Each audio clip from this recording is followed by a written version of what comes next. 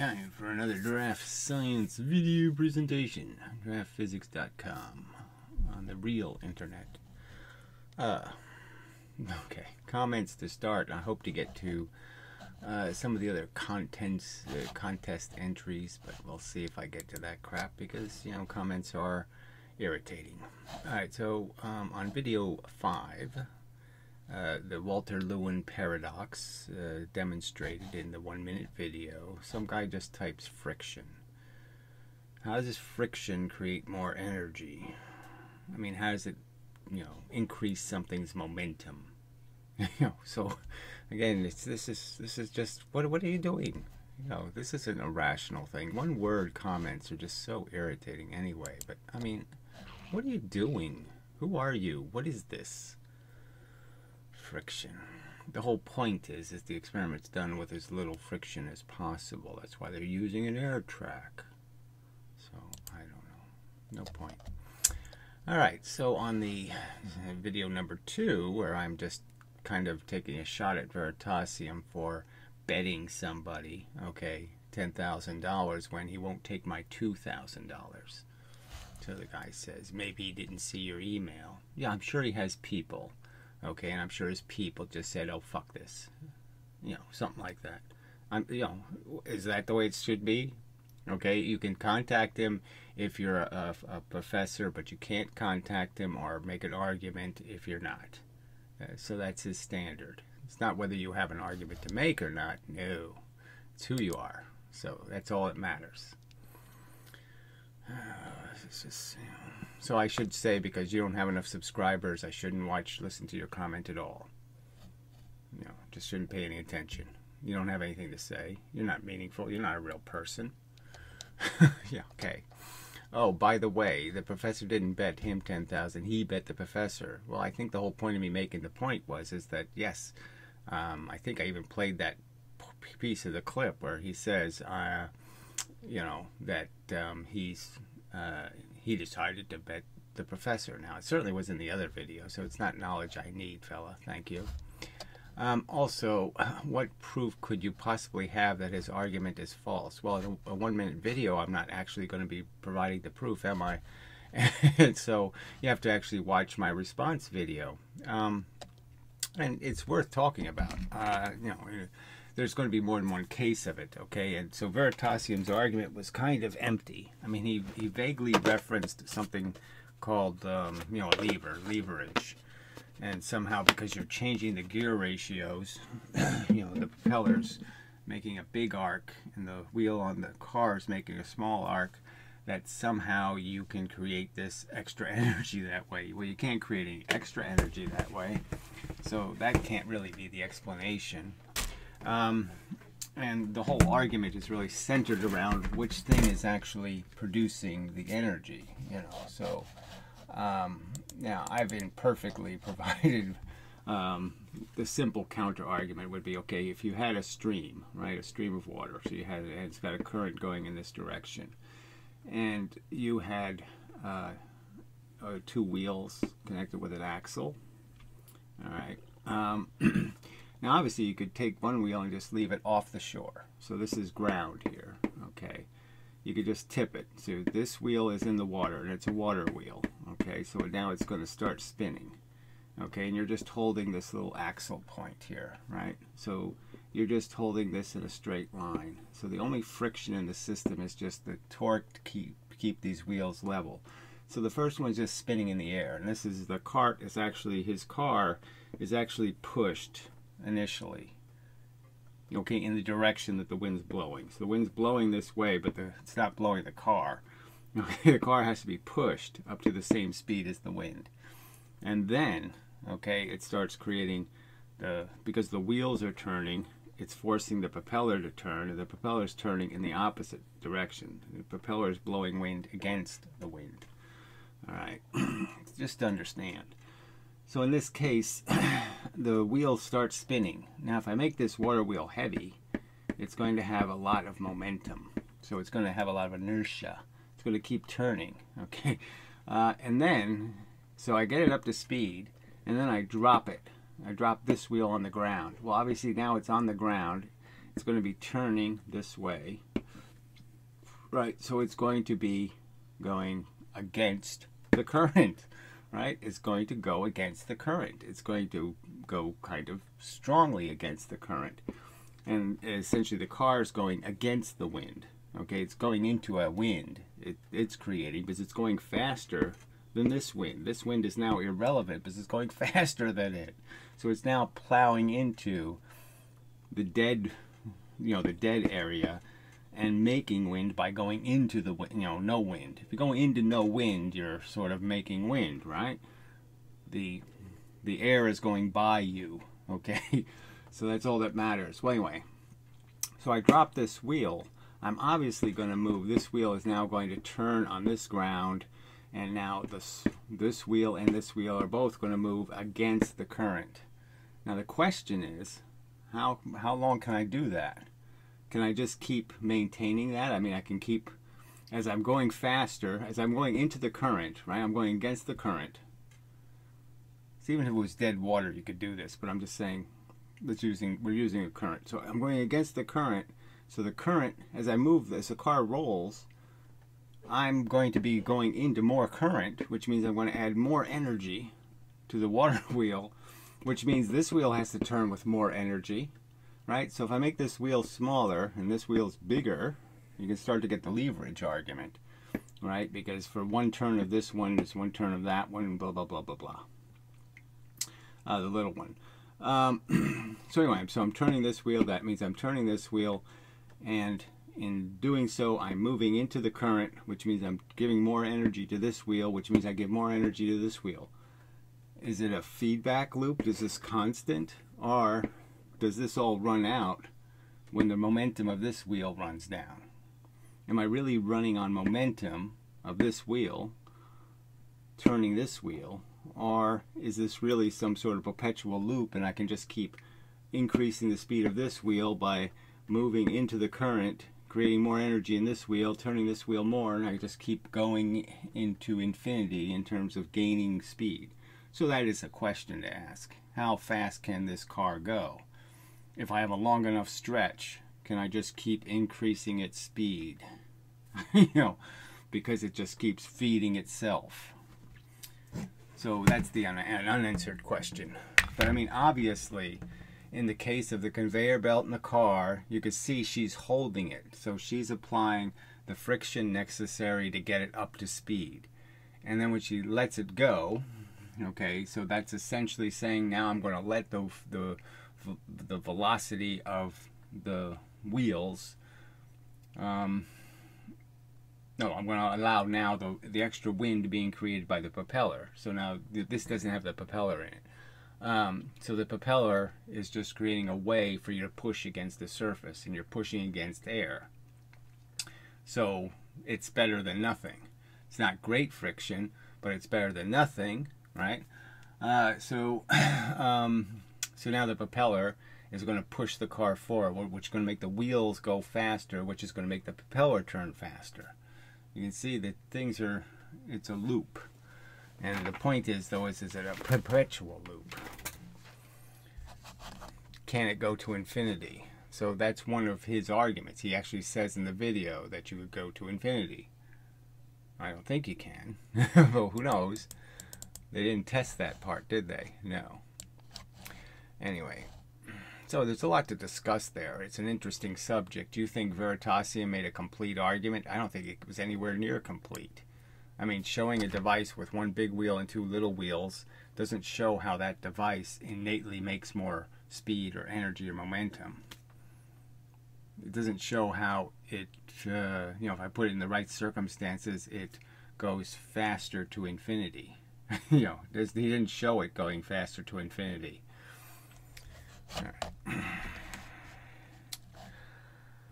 Okay, so Matthew. Alright, I'm going to take a shot at, I'm going to take one shot at convincing you on the topic of energy. Okay, what would convince me is if you dealt with my actual arguments. Okay, all of them, or some percentage of them, or, in some sequence. So, I mean, I guess I could just make a short video, and just point out the bad history. All right, the fact that this was invented by somebody who was making religious objections, that the clay experiments were completely bogus in the 1700s. I mean, just a silly way to say you've accurately measured energy when you just change the composition of the clay and you change the composition of the formula. So if I wanted to make it m squared v, all I have to do is use cornstarch, and I can prove m squared v. That's energy. So you're not really dealing with the argument. You're just being, again, another pretentious douche and telling me I need to think about it in some new way. No, you have to deal with the actual evidence. And I've pointed out how Newton's original equation was basically saying force equals momentum, because the units of time can be any unit. The unit of time can be the complete time of the experiment. The unit is one unit of time. Okay, so if I just change the units from seconds or minutes or hours to the specific amount of time the whole experiment takes place in, then I have F equals M. I don't have any of this mv squared crud. All right. The key here, screw you. The key here is recognizing that it isn't good science, that they have no experimental evidence, that you're not going to show me an experiment.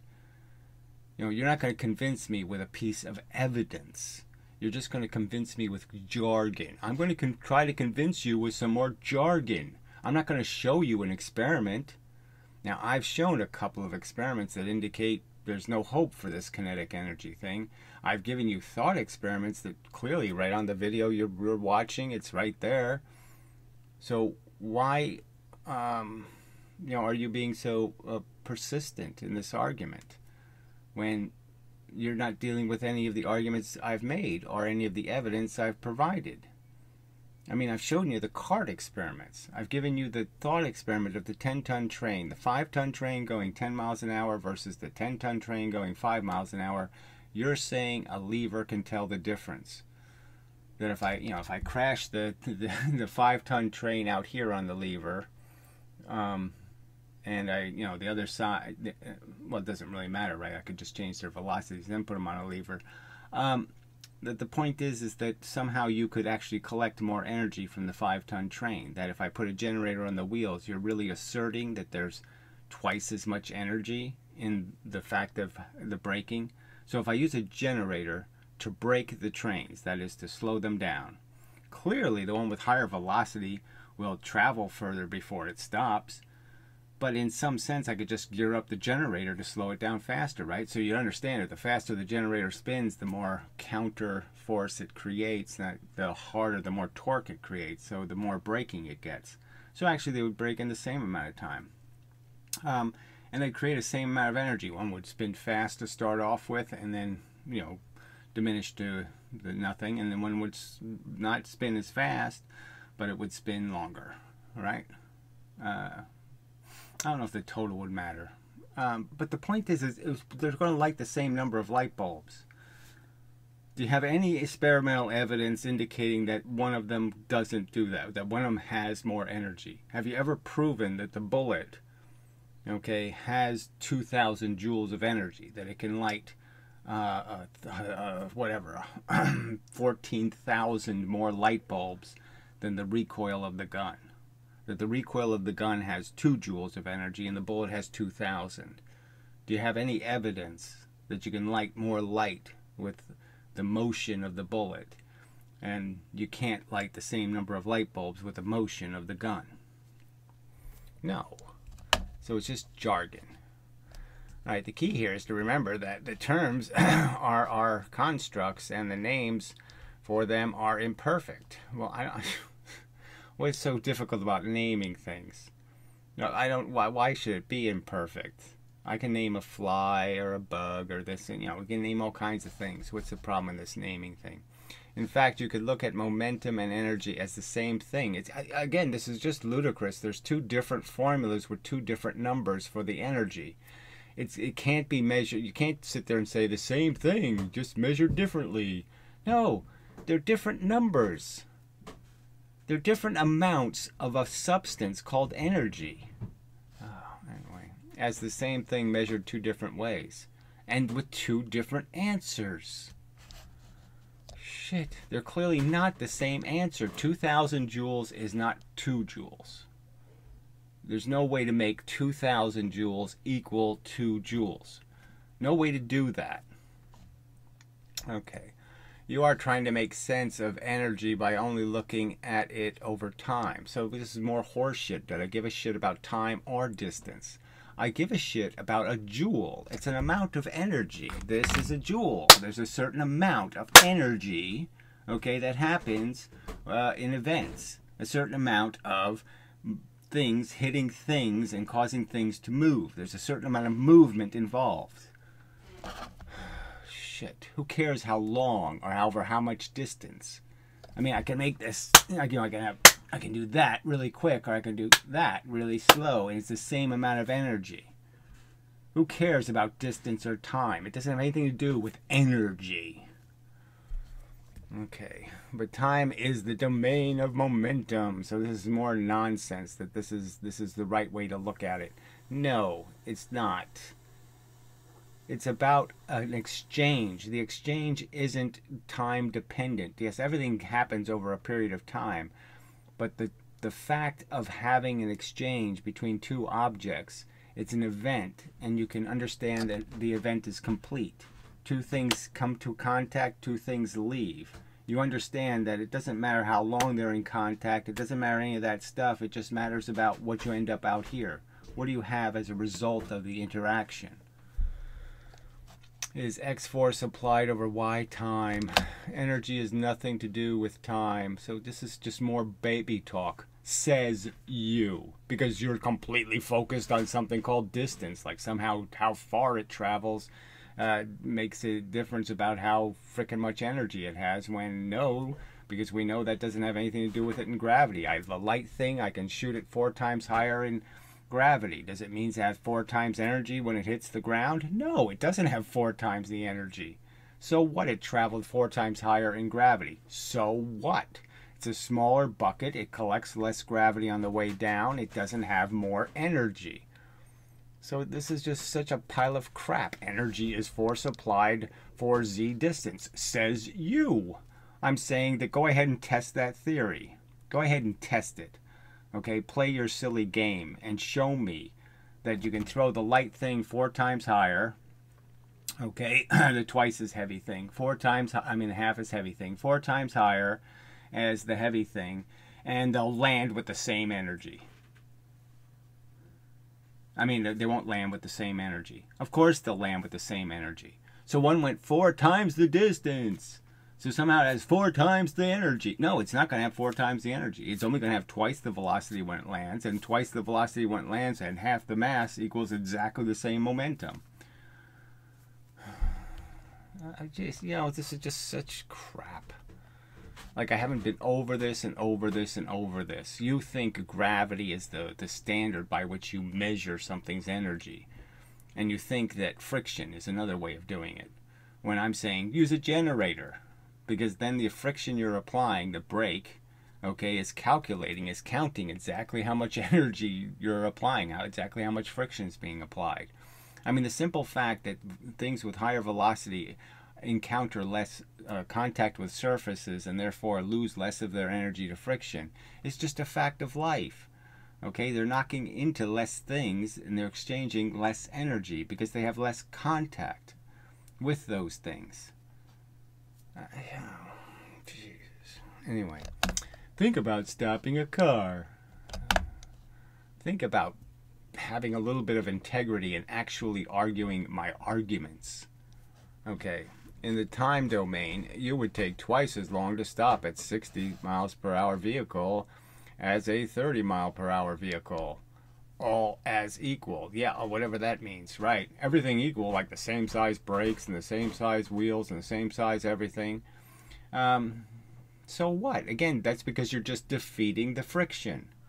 It's not because you have produced more energy. You're just creating a circumstance that makes the vehicle less capable of applying friction. But the distance it takes to stop the 2 cars isn't just 2 times. For the first half of the braking going from 60 to 30 miles an hour, the vehicle is converting much more distance. Yeah, again, but it's not creating any energy. It's not creating heat. It's not creating it at the same rate. So again, the fact that slower things, heavier things incur more friction, I shouldn't even have to explain that to somebody, that it's harder to push things that are heavy. Yeah.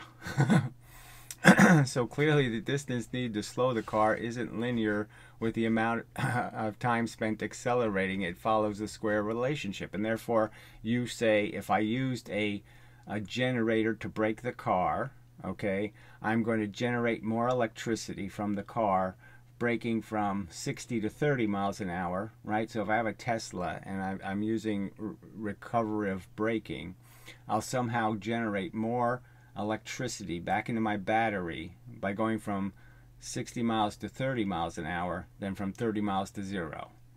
So if I'm braking the car one way, I'm somehow going to gain more energy.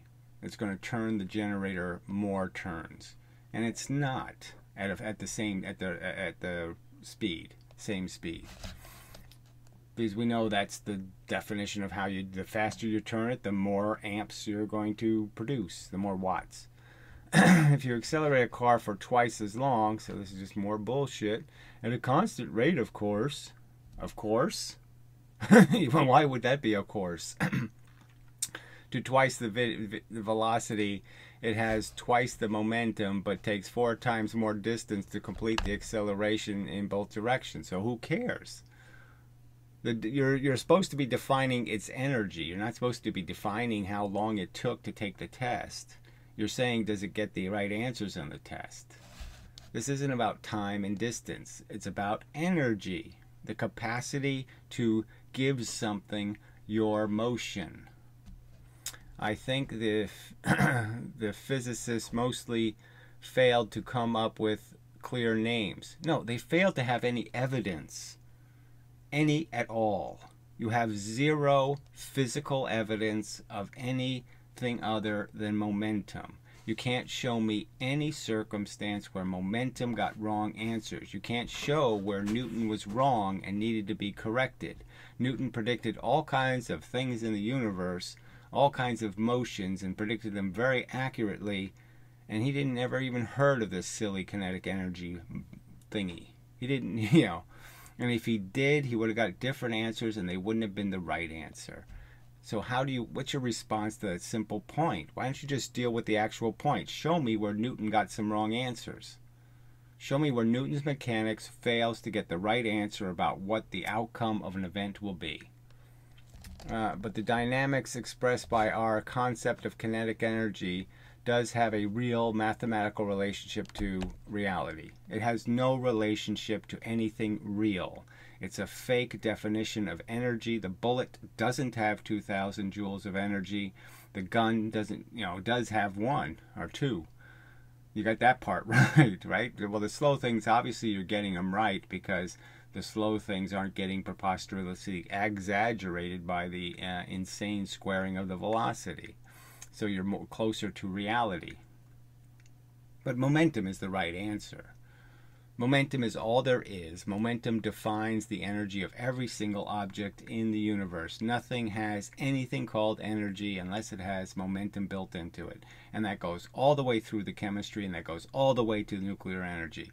It's all just about the momentum built into the particles, built into the atoms. Atoms are built inside of pressure. They're full of it, okay? They have a ton of it inside of them, and that's why they're so explosive. Is because they were built inside of a pressure vessel, and they have the pressure inside of them, and it's just 100 of them that are survivable outside of a sun, and they're survivable because of the pressure is built out of magnetism. So you have zero physical evidence. You're just talking crap, and you're talking pretentiously like somehow I need to be convinced.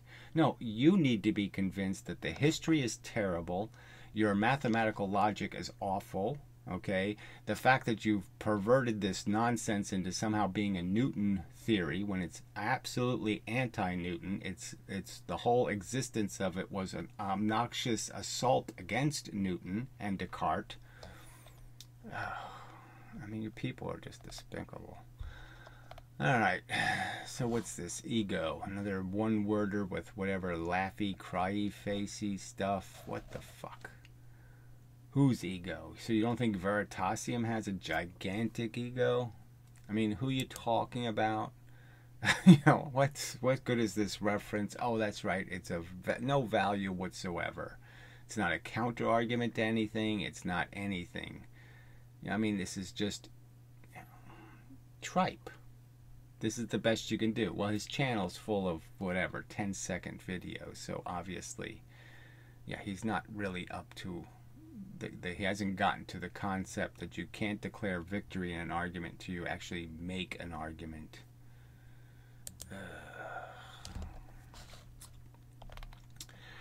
Alright, so we have more than one comment here, two on the same video, I guess, but anyway.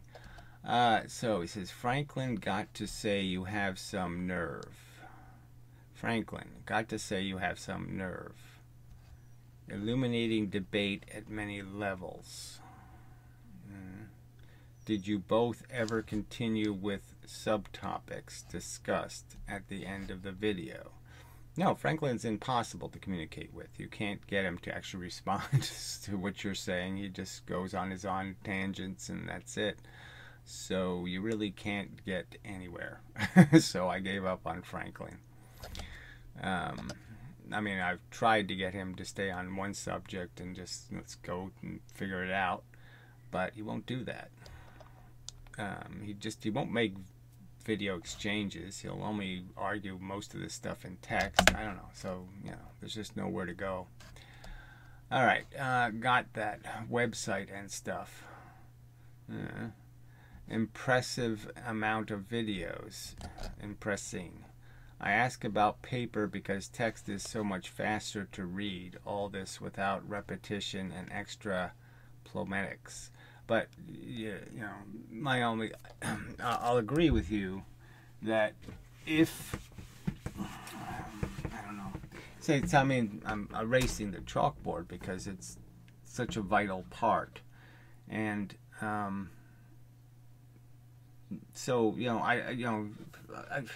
I'm at this point, you know, I've got the Feynman tapes, and they come with, you know, they have transcripts and all that kind of stuff. And I agree with you that it's easier to just sometimes read the transcript than listen to the videos. But as soon as you're starting to describe something, you know, that needs to be illustrated, that all breaks down. So that would be my only argument, is that the substance of my arguments are that the universe is mechanical, and it does sort of have to be drawn mechanically. You have to see the mechanics, and you have to see the mechanics sort of in motion, which a chalkboard sort of gives you the ability to do, to draw arrows and, you know, to try to give it some animation. Yeah, I don't know what to say. I mean, the ideal might be text and animations, but frankly, that's a lot for me to be producing. Anyway, but whatever. I ask about papers because text is so much faster to read, and all, but with paper, I just meant textual presentation of the theory, and the website text was good enough. So why are you even bringing it up? It's really not good enough because I haven't fixed it.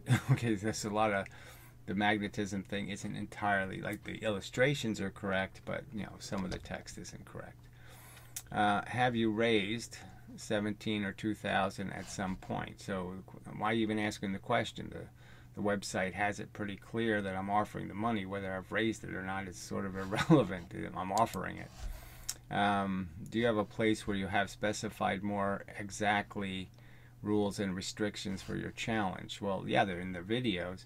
So I could do another, you know, video where I'll just make it clear again. But the point is, it's not that complicated. I mean, the rule is it has to be a physics channel. It has to have viewership. Okay, so just having 100,000 subscribers, but you only make one video a year, probably wouldn't qualify because most of those subscribers are probably disinterested by now.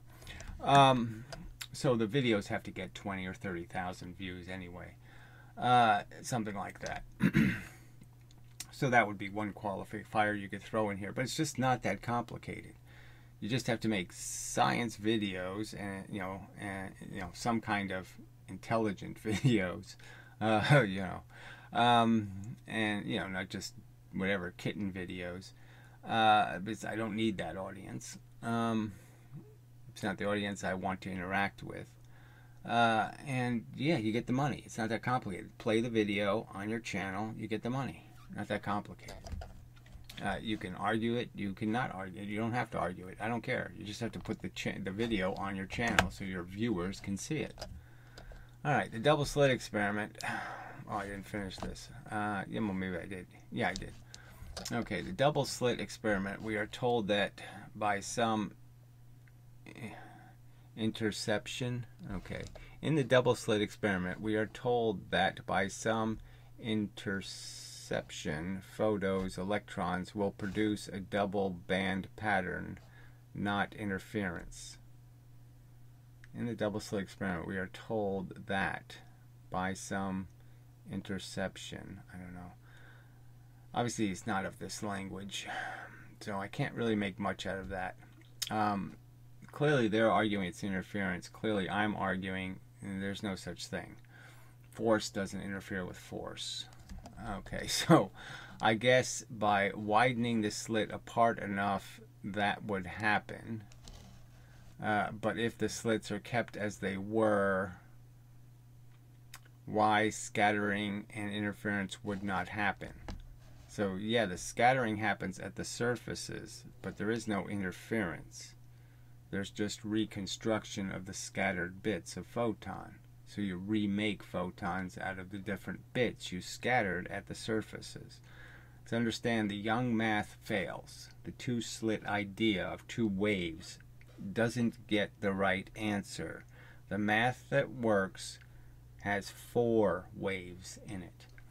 And if you draw those 4 waves, you'll see how ludicrous the idea is, because the wave center has to be on the surfaces, where the surfaces are. And you know that that's not how any kind of water wave would work. Okay, what could, and then if you just do the radar experiment, you can find out that there's no such thing as interference, because you can put the two sources coming at each other so they can't interfere in the space anywhere.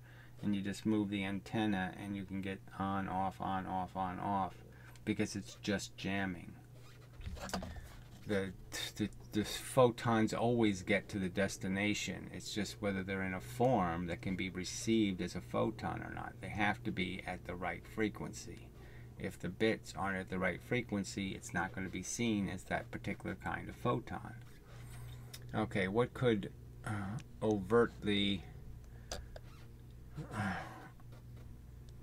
or invent the diffraction altogether? Prevent. Okay, what could prevent the diffraction altogether? So the diffraction isn't the right word, because it is just scatter. So if you want to call scatter diffraction, you can, but that's all you're really saying. So nothing can prevent the scatter. The surface will scatter the photon, because the photon is big and it's going to get broken into pieces. This is often experimented in the quantum eraser environment. Right, and those experiments really don't have slits in them, so it's all kind of a fake. It's crystals and other kinds of nonsense, so no point in bringing that crap up, in my opinion. I found this article that clarified that single electron experiment was done in 2007 and even more currently in 2013. And again, under what context? They're aiming the electrons. The whole point of the two-slit experiment is that you're shooting your photons randomly so they can go in any location. If you're aiming the electrons, are you really doing the two-slit experiment? If you have to aim the electrons into the slits? And is there any possible way that this could make any sense by the size of the slits are so infinitesimally small to be even possible to be doing the experiment, because the wavelength of an electron, by their de Broglie theory, is insanely small. So I'm sure this is crap. I've already explained electron experiments aren't, well, let's just go to it. What the fuck? See, they'll draw this picture, has nothing to do with what the experiment will not be this. Okay? So again, they keep saying Thomas Young's double slit experiment is famous, and it should be famous for getting the wrong answer. It doesn't get the right answer. Okay? Two waves coming out of the center of the openings will not tell you the right. It mathematically fails. It will fail to describe the actual pattern. The math doesn't work, and it hasn't worked for 200 years. It was wrong 200 years ago. It continues to be wrong. All right, so let's see. So look at this whole devotion again to a theory that was overtly wrong. Two waves don't work. Four waves do. And again, I'm saying it's not waves, it's clearly just four sources, and the sources are the surfaces are where the photons are being misguided, okay, where they're being changed. Alright, so we're not going to get a picture of this experiment, right? So all of that crap about Young, new experiments with a single atom. I don't even want to talk about how, bullshit this is. So does that look like two slits to you? No, it doesn't look like two slits to me. So clearly not the same experiment. Alright, so yeah, I will keep this for further reference. But okay, and look, frankly, look, if you watched the video, you didn't though. You watched the wrong video is the problem here. Right? This is a Ken Wheeler video. Watch the video on the website called Photon, and then come back to me with your counter argument. Okay? This is just bullshit. Alright, anyway. Alright, do you have reference where single photon version was done in 60s as you mentioned? There's lots of videos on the single photon. And I don't know what you're talking about, the 60s. It was done in the, like 1747 or something. And it's always done, it was done in France. That's the one they reference in books a lot, but the real one was done in England. Okay, I don't know, whatever number. Pick a number, 1778. All right, Lord somebody did it, whatever. And it was a gas light, and then they put up a screen to obscure the light, and then used, I think it's photographic film to detect the pattern.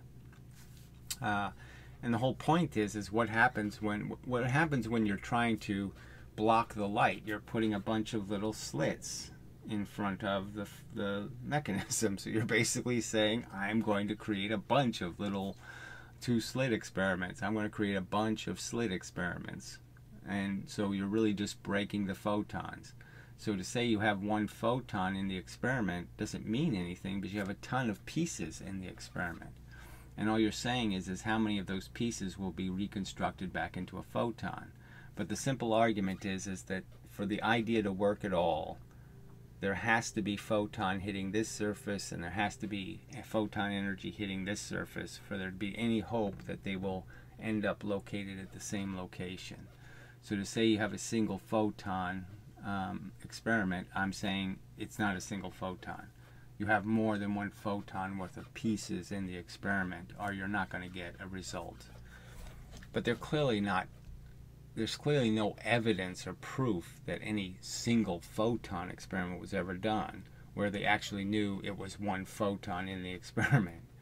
That's obviously, in my opinion, never been proven as a fact. Alright, so we're done with that. Alright, so I guess we could just pop. I'll take a pause and we'll go to the Veritasium page and look at some of the 1-minute videos that, they have no hope. I mean, the contest is just so rigged. I mean, it's just going to be, eventually after the 2 months, it's just going to be all of the popular channels will make their videos. It'll just be 30 of those channels, and they'll each make 3 videos or whatever. And there won't be anybody else. There won't be any survivors from the lower classes. They cut that part of the plane off. First class only. So unless you're a first-class flyer, you're not going to get to the destination. You know, and typical bullshit buddy network bullshit from a pretentious douchebag, with his little golden whatever YouTube badge, asshole. Anyway, I'll be back. Alright, I'm back. Alright, so this is apparently the hashtag contest thing they put together somehow. I don't know what, it's not a regular index search. Now when you do a search on Veritasium Contest, you do get some different results, and I'd say in some ways they're better because you can make them based on time, or make them or order them based on view numbers and stuff like that. So it's you get a better view. The weird thing is yes, my videos are showing up, but I had to actually put the hashtag in the title to get my videos to show up. So they weren't the 5 and 6 video. The 6th video looks like it's missing again. Well, it might be down here. Let's see. Yeah, so it's probably somewhere. It might be down lower on the list. Well, anyway, in a private window, you get different results than you do when they know you're signed in. So when I'm signed in, my videos are much higher and they're right there. When you're not signed in, it's a different view you get. So it's more of the chicanery of Google. But anyway, it does seem that it has some built-in biases, and I don't know what they're based on. This order of why they're showing up this way, who knows why it is. It's not based on view numbers. I don't know what it's based on. It is sort of correct that this guy is now number 2 because it's actually a good video. It's completely illegitimate though because it's not a minute long, but it's a good argument it's a better explanation of the car thing. It still doesn't explain the paradox built into it, of the idea that somehow you can generate any velocity out of this circumstance, because you clearly, I think, can't. Right? You can't just keep going faster and faster and faster. There's a limit, and no one's explained the limit. So I don't know what this is. This is guy, he's going to post more than one video. He's trying to sell his plastic crap, so I guess we'll see what it is. It looks like a guy trying to sell something, which is unfortunate. Ooh, commercials too. So a commercial on a 1-minute video. Oh, great. 15-second commercial on a 1-minute video. Compliant mechanisms use deformation to achieve desired tasks, and since stiffness is the amount that a body resists deformation, it seems intuitive that all compliant mechanisms... Well, stiffness also decides the amount of energy something can store and how fast it can move. Must exhibit some amount of stiffness, right? Wrong. Consider this mechanism, which when loaded with a force F, deforms a displacement x according to a linear relationship where the plot slope is the mechanism's stiffness k. No matter how thin the flexures are made, the mechanism's stiffness can't be reduced to 0 without eliminating its flexures entirely, but then it wouldn't be a compliant mechanism. So, gee, I know exactly what he's talking about. Oh, no, I don't. How could a compliant mechanism be designed to achieve 0 stiffness? What the fuck he's talking about? How could a compliant mechanism be designed to achieve 0 stiffness? Well, suppose more flexures are included, but are then deformed before being locked in place. The resulting preloaded flexures would, by themselves, achieve a fluctuating plot with a region of negative stiffness, which when combined with the positive... So, dampening. So, in some ways, attempting to dampen the stiffness... to make it less capable of zigzagging, I suppose. Stiffness of the original flexures would sum together to produce a region where the resulting mechanism achieves 0 stiffness. Thus, counterintuitively, so this is some sort of bendable crud? I don't know.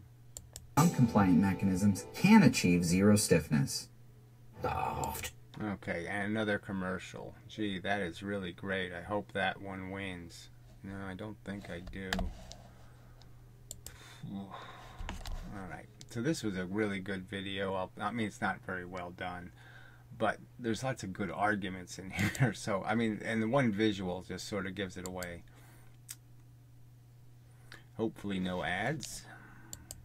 Here's a super fast and easy explanation of the car that travels faster than the wind. Easy, here's a windsurfer traveling at roughly 40 knots and the wind speed is roughly around 20 knots. So he's already traveling faster than the speed of wind. Right, so that's a good visual, right? Because, yeah, you get it. You know, even sailboats tacking, you know, you get it. They can go upwind. Because the amount of energy you're using to stabilize something, so this is what how I'd put the argument, just like holding that gear, you know, of the two wheels. One wheel is the water wheel, the other wheel is on the land. And all you really have to do is use the energy to stabilize that, and it has to keep going upstream. It just has to. So the amount of energy you use, the amount of friction imposed by you creating a gear, you know, that keeps the wheels from turning, that amount of force is much, much less than the amount of force you're gaining, okay, from the wheel turning.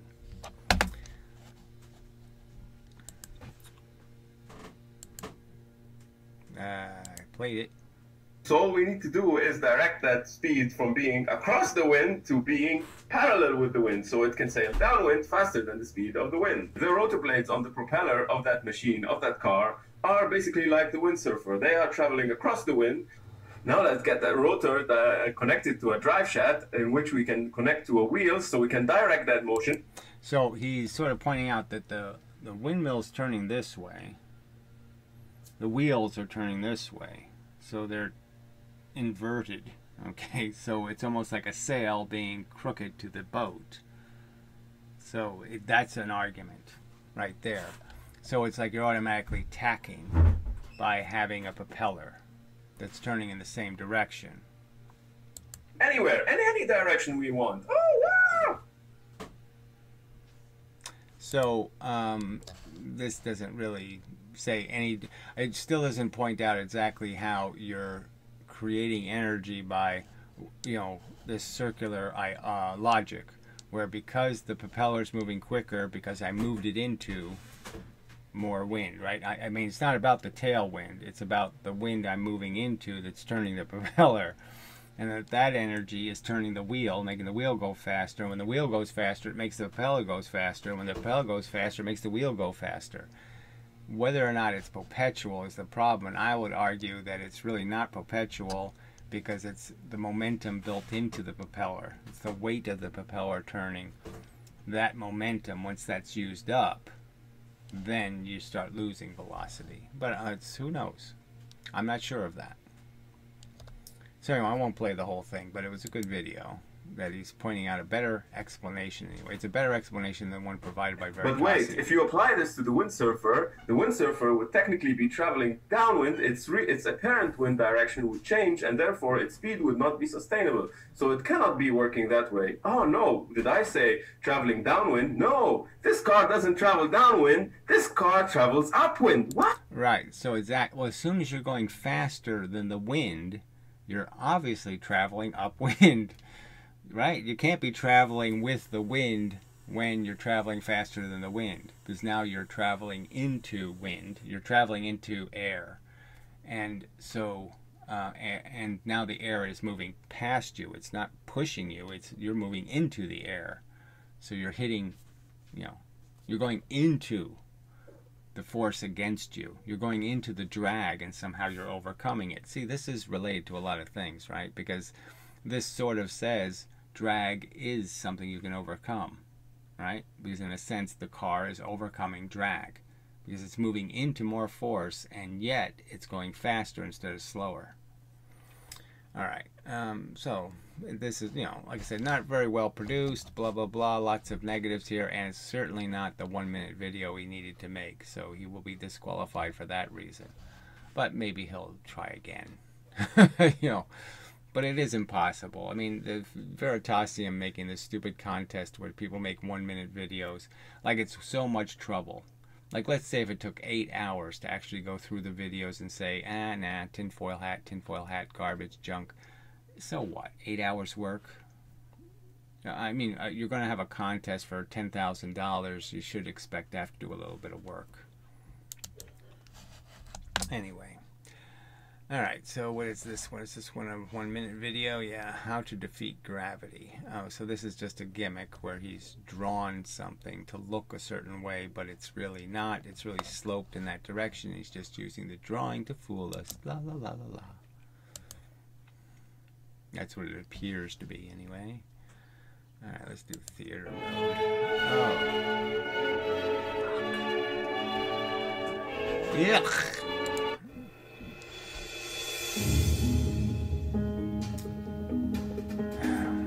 Oh yeah, I was totally fooled by your drawing. Totally fooled. So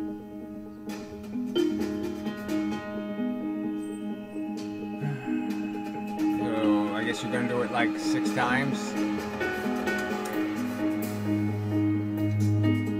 La la la la la la la la. It's only a minute and it seems way too long.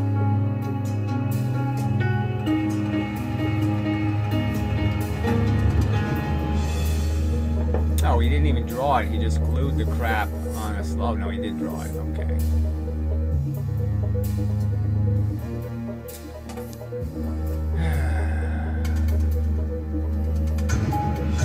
Alright, well, anyway. Gee, that was great. Thanks. Fantastic. No, I didn't like it much. So I hope that doesn't win. But it's got more views than I can hope for, right? I'm going to have to, you know, I'm going to have to promote one of my videos in some way to try to get the view numbers up. But, you know, this is sad. If this is the kind of crap that's going to win. Ugh. So this is the guy with the flexible material shit again. So I guess we might as well play it. We'll see what it is. Oh, commercial again, though, right? Yeah.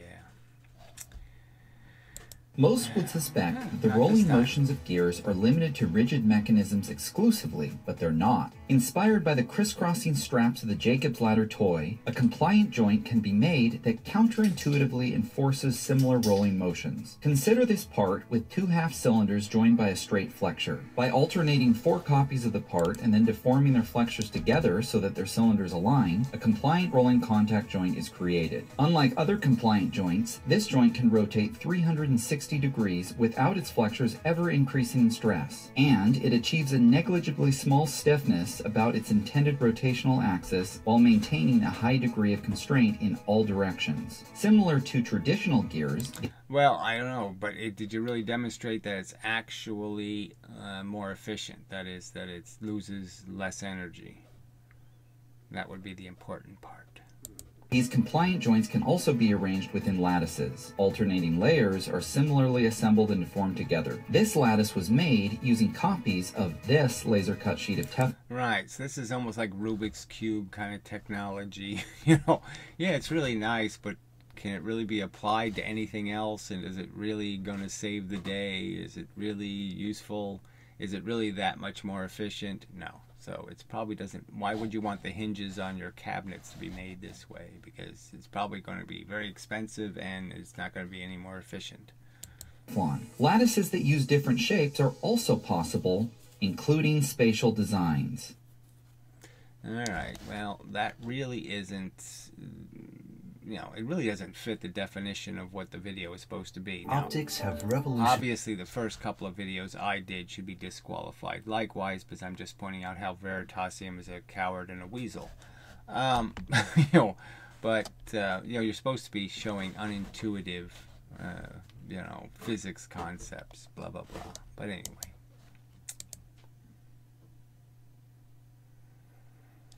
So, is motion real? So this is like one of these Einstein things, you know. How does, you know, is anything really real, right? You can ask stupid questions. I mean, if it's mostly empty space, is there anything there? Look very carefully. Well, you can all see that the pen is moving, but is it moving? Well, the pen isn't moving. Because if it did, it would have to do it in a place where it is. And that's not possible, because if it is already there, that wouldn't be moving. Or it would have to be in a place where it isn't. And how can you possibly So obviously moving is something that happens over a period of time. It's never in an instant. So at no instant is it ever moving. But yes, of course, it's moving over time. So you're just saying, I'm going to pretend there's no time. Well, no, time is a real thing, so of course it is moving. be where you aren't? This is one of the paradoxes of a Greek philosopher, Zeno. Oh, the Zeno crapola. Yes, another Zeno paradox. It's not really a paradox.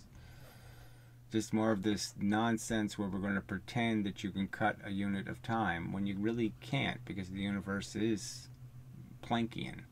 So as soon as Planck figured out a few things, Planck, it should have buried Zeno's crap.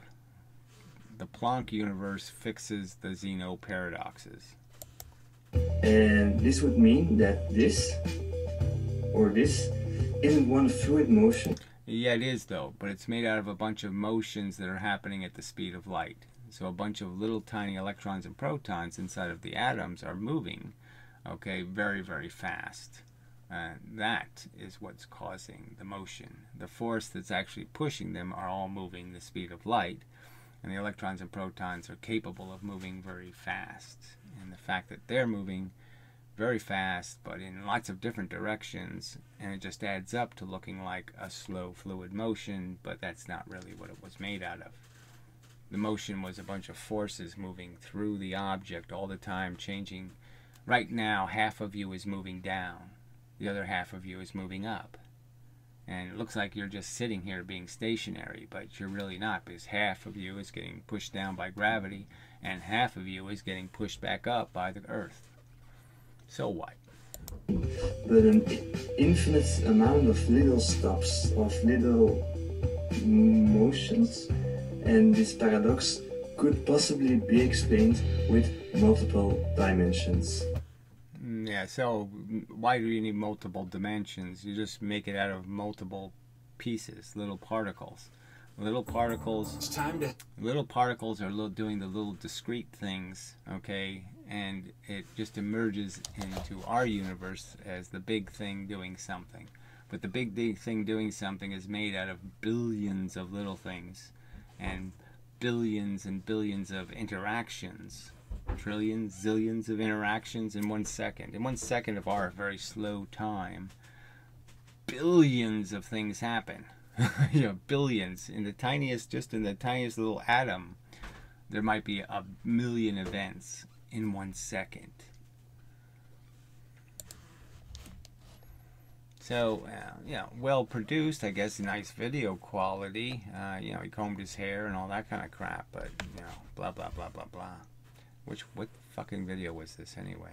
Oh, the motion is real thing. So kind of a fakey icon though, so don't like that. How transformers work in 1 minute? Transformers. Yeah, I said transformer. Should be transforms, I would imagine. But anyway, we'll see. So far, I'm not impressed. How do transformers work? Let's start off from a simplified model of the power grid transformers. Oh, so he's going to do a 1 minute explaining a coil of wire and induction. Okay. Your home is 1 ohm and the power line is also 1 ohm. One can calculate the efficiency of this system to be 50%. Now let's suppose you wanted to increase the efficiency, and so you raise your home's resistance to 9 ohms.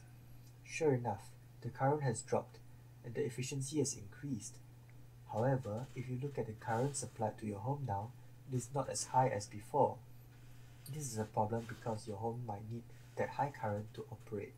To solve this problem, Tesla used alternating current at transformers. By placing a So again, Tesla, he's implying that Tesla invented this, which he didn't. Ugh. step up and step down transformer between your home and the power plant, you can artificially raise the resistance of your home while still ensuring the high current is delivered. Well, that was a very technical subject. You know, Light 1 can do minute, no point really, in my opinion. It doesn't get to any concept at all. So what do we got here? Rayleigh plateau instability. I don't know what the hell that is. So I guess we'll find out. Few days back when I washing my hands, I watched this.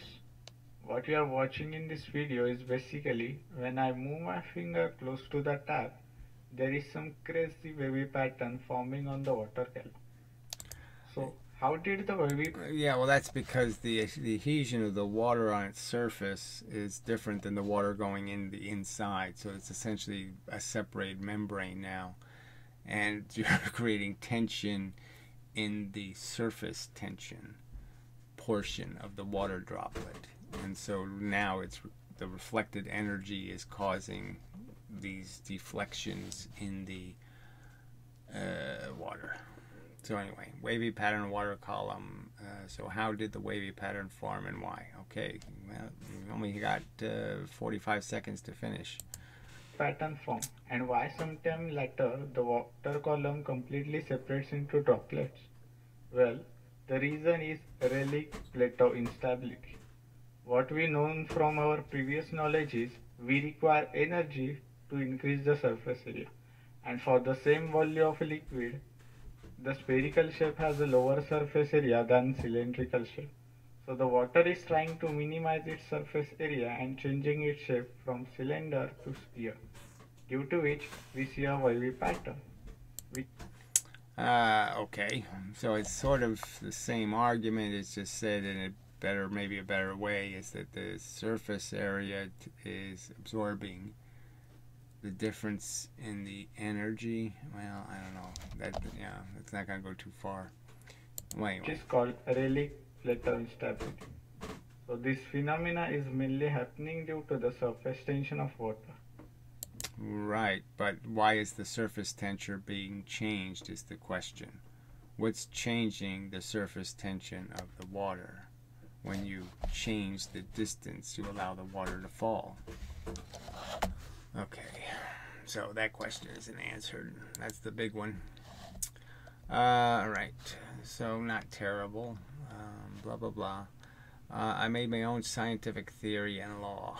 Okay, well, that ought to be horrible. It's a second too late, though. It's a second too much. Should have fixed that. And it's got a commercial, which is really irritating. A 35-second commercial on a 1-minute video. Hilarious. Many people use the word theory and law in everyday speech, so when people hear the word scientific in front of theory and law, they think they understand what it means. Scientific theories and laws have specific meanings that are counterintuitive to their everyday counterparts. No, they really don't, so this is just all more bullshit, like it's written in some book of science what the law is. No, it isn't. However, we generally think of laws as rules set in stone, and we generally think of theories as... Yeah, generally. So again, you're talking about, at 1 minute you're saying there's a specific scientific code, but no, we generally just describe these things in general terms. Guesses, but scientific theories and laws are doing completely different things. A scientific theory isn't necessarily... I mean, like we don't necessarily know the difference between something that's theoretical, like we haven't proven it yet, and something that we have proven. Duh. Worse than a scientific law, even though it sounds like it should be. Both work alongside each other to help us understand the world around us. So let's make a new scientific theory and law right here. Here is the height and shoe size of one of my physics classes. Scientific law is trying to find a relationship between these two variables, height and shoe size. Scientific theory is trying to explain why that relationship makes sense. If I choose a simple linear fit, height seems to increase with shoe size, though not very accurately. So how do I explain that? Well, maybe taller people need bigger feet for better balance. I don't know. Yeah, it seems like there's more dots over here, so I don't know why you drew the line there, but whatever. That doesn't... Well, I guess that would be the perpendicular line, right? I don't know if it's equidistant here. Probably should have drawn it this way. But anyway, regardless. Not as big a correlation as you would think there should be. Maybe taller people just grow more than short people, so their feet keep growing too. Or maybe we're missing some other variables. What do 2.2771 and 43.189 mean in the real world? Scientists try and explain how it could be possible their data is related in a certain way. That's the scientific theory part. And the way they are related is the scientific law, usually represented with math. Whatever. Well, that was pretty much a pile of mush. Yeah, I didn't care for that. useless and such. So this one's 1 minute and 10 seconds, so we won't even watch this one, right? A microscope gonna see atoms. Yeah, we won't bother with that. Oh, what the hell? How a STM works. Oakley doke. So the guy's going to talk about complex microscopes, and he can't make his videos 60 seconds or less. Today I'm going to show you a microscope that can see atoms. For that you need a tip. This tip is very special because the end consists of only one single atom. Then you have your sample. It's a material, the surface of a material. Then get closer with your tip, and at a certain distance, current will start to flow between the tip and the surface. This distance is always the same, and the nearer you get to the material, the higher the current flow. Now, by measuring... Yeah, the current flow is just the electrons pressure between the different atoms. That, you can determine the distance between the tip and the surface.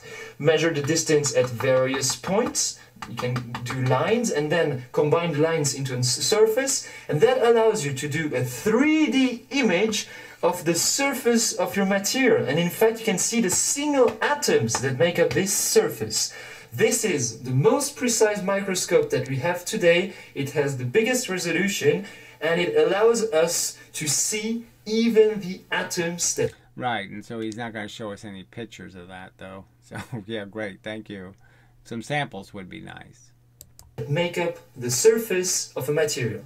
This is called a scanning tunneling microscope. Right, and it's mostly synthetic information it provides, in the sense that it's basically an algorithm the data goes through. But whatever. Don't need to be arguing that. And the whole tunneling thing is just jargon talk. Hey, there's my video, so yay. So this one, yeah, we'll play it just for fun.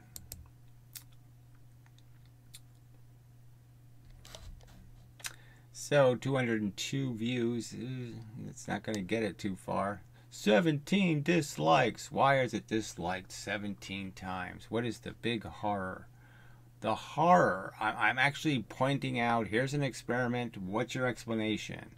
And that should get 17 down votes. I mean, the petty trolls. I mean, it is, you know, they're making fake channels now. You know, they're so illegal in the sense that they're, you know, putting my image on channel. They've made a fake channel to create like a fake pedophile. And then they, you know, that put comments on people's videos and stuff like, you know, I want to fuck your kids or something. And then they put my image on the channel. I mean, this is how low these little pieces of shit go. And, you know, it's just so disgusting. You know, people's behavior is just, you know. And the fact that people who disagree with me will sit there and support those channels, support the people who make those channels. That's the part that's really woo. You know, it just points out how, you know, the aliens can't, you know, blow this planet up too quickly. We don't even deserve a trial because way too many of us are just too scummy. You know, there's just nothing good about human beings. They have no character. Too few of them have any innate sense of anything like a fair fight. Ugh, disgusting.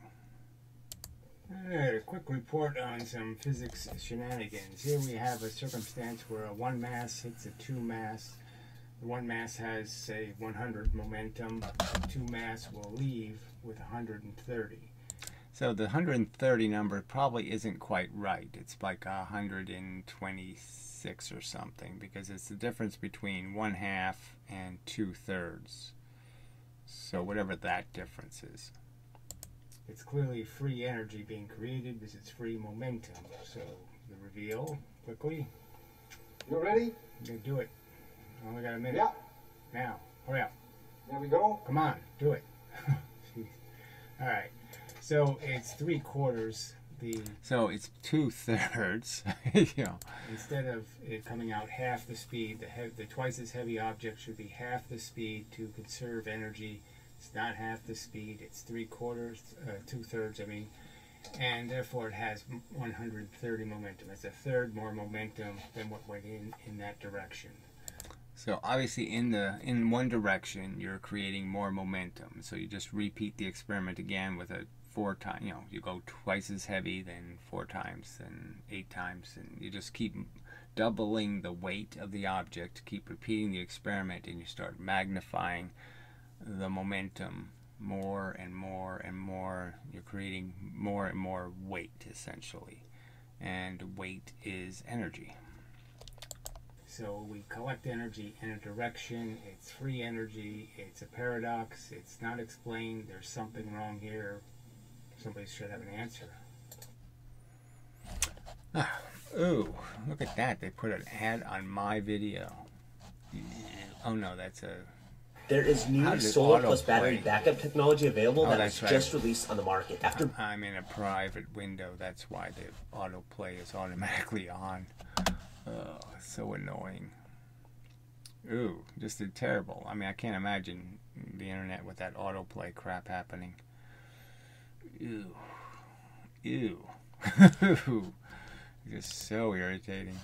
Alright, anyway, so that's probably enough. We'll get to some more of these. See what's omnidirectional light. That's got to be obviously horse crap. I am curious to see that there is one guy who's just so obviously tinfoil hat, and you know, he used to be higher on this list, so it is kind of bizarre that he's missing. There's video 3, 4, video 6 should be here somewhere. There we are, video 6. That was a good one. Bent space is bullshit. Yes. Okay, so here's this guy's just total tinfoil hat. You know, I mean, he's just so perfect. I mean, he calls himself Stellar Nomad. You know, it's like stellar crazy fuck. You know, tinfoil. I mean, this is like just the perfect kind of tinfoil hat kind of. You know, he's just. It's just, yeah. Let's play this one. So I haven't played any of these yet, but this is obviously going to be crazy, right? Artificial gravity engineering. It'll obviously be crazy.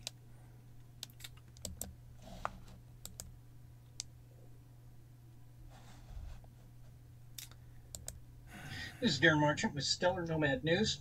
1 minute challenge for Veritasium.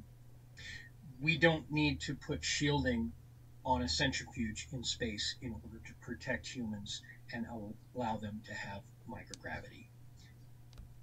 The way we do this is we put the centrifuge in the space station. You do not spin the space station, you spin the centrifuge.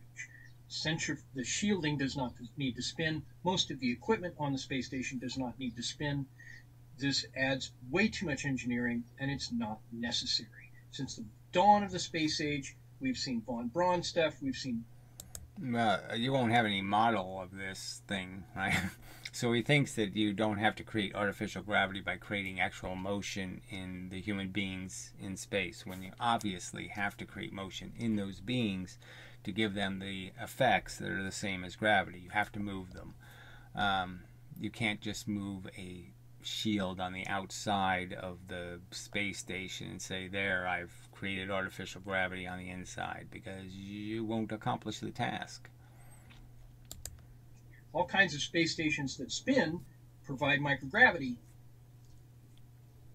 but they put shielding and they put all the equipment all on the centrifuge, and all has to spin, and all of that mass affects the engineering and makes it way too expensive. That's my 1 minute. Oh, it's not expensive in space. Once you have it spinning, it spins for free. So you don't get that part, but they don't have to keep accelerating it. So once it's spinning, all done. No friction. It just keeps spinning for 1,000 years or whatever, 10,000 years. It spins, spin, spin, spin, spin. There's no wasted energy. It's just kind of silly. Sorry, your video's stupid. Alright, so that's probably enough. So we've got a Lego thing that walks on the wall. You know, I mean, what are you going to get for 1 minute, right? 1 minute videos are not going to be very good physics. I'm not going to teach anybody anything. Schrodinger cat in 1 minute. Oh, I'm sure that's a wonderful thing. have you ever wished seeing falling stars? What are they really? He's going to give us and so here's the tinfoil hatter with a new hat design. So anyway, enough. Yeah, it's a little depressing actually. Okay, so so far so bad. So enough of a video, and so till the next time and such, and so forth and whatnot. Gotta hit my button here. And which one? This one, I think. No, that's not the right one. Can't see the keyboard. It's in the dark. Alright, this has been a Draft Science video presentation and such. Till next time, such.